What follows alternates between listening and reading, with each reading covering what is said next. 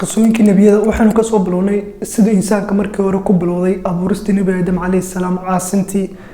shaytaanku ilaahi subxaana watacaala caasiyey abuuristii xawa dilkii qaabiil ee walaalkiisii haabiil iyo sidoo kale noloshii nebi aadam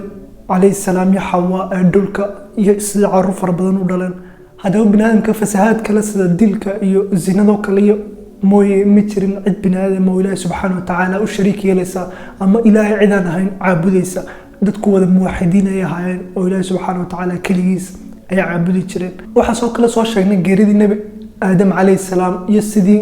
hogaaminta biniaadamka ula wareegay shiith bin aadam nebi aadam wiilkiisii oo isna nebi ahaa shiith bin aadam calayhi salaamna khayrka iyo wanaaggii intuu faafin karayay uu faafiyey laakiin qaabiilkii ka farcamay ayaa mar walba dhib badnaa oo dad fasahaad meydhan ahaa oo xataa dil geysan jiray marmar xaaladuna sidaasay ahayd ilaa uu ka yimaado nebi idriis calayhi salaam muuqaalkana maantana aan kaga hadli doonaa iyo sida kusoo bilaabantay asnaamta la caabudayo kusoo dhawaada muuqaalka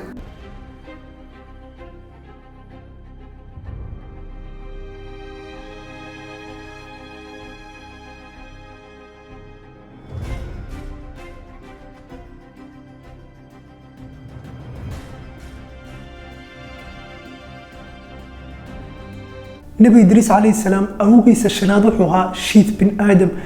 maadaama dadkii waqtigaas cimri dheeraayeen oo ay arki jireen ilmuhu dhalay ilmuhu sii dhalay ilaa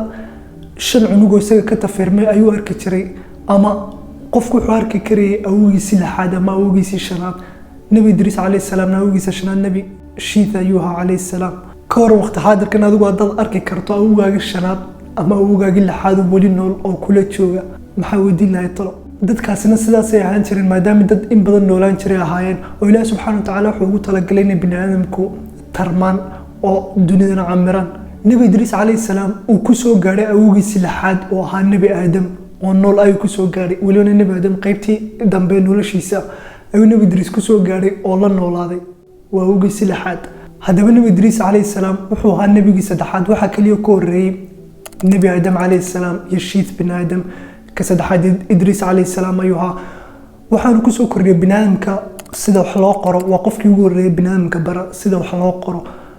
وحنا نقالنا أما قصوين كنا سنكوار كدون النبي ذا النبي والبا حدار ذا بنادمك وحيو كسو كوري أو قيب أيو كقادني سوق النبي إدريس عليه السلام حب لابوح بنادمك كو عصباب مركيوري وانا جهادك ما دامي قابلكم كفر عم ضد بدن هاين أو مرمرك قارنتي مع دان كوي كلا وناكسنا صالح جلان أي لينترين نبي درس عليه السلام حب لها بالجهاد مركي وجوه الرئيسي تاريخ بنادمك وين ريان كو قاضي قابلكم كفر عماد بك بدنا وانا كسو جوليستو سويد بي الله سبحانه وتعالى نبي درس القرآن كمركو كل شيء وحليه هاي أعوذ بالله من الشيطان الرجيم واذكر في الكتاب إدريس إنه كان صديقا نبيا ورفعناه مكانا عليا مدة كدب نبي إدريس عليه السلام وقريودي وحانا بلودي في الساعات كل نوع يقحما وقال ما هيد انت صدقنا كسو هذا النبي لقى سو بلاب النبي آدم عليه السلام إلا لقى سو قال النبي إدريس متشرين قال دنيا كوركيس صار طبعا الشيطان كي بيتشري لكن بني آدم قال متشرين أو دنيا كوركيس صار